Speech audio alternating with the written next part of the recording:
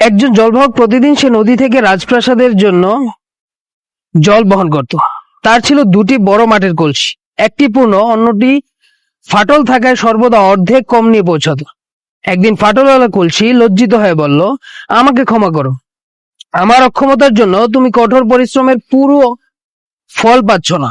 জলবাহক হেসে বললেন, ফাটলের দিকে তাকাও আর দেখো, পথে আমি কিছু ফুলের বীজ রোপণ করেছিলাম।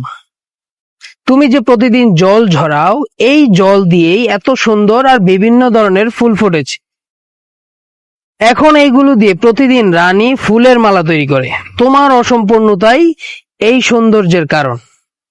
এই জীবনে আমরা সবাই কোনো না কোনো ভাবে ভাঙা কলসি, কিন্তু যারা শুধু ফাটল দেখে তারা ফুলের সম্ভাবনা পায় না।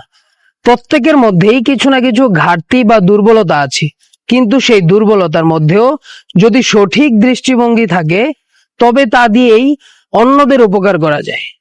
আর আজই সিদ্ধান্ত নিন, কারো দোষ খুঁজতে যাওয়ার আগে তার ফাটল দিয়েও কি সুন্দর সৃষ্টি হতে পারে তা খুঁজে দেখো।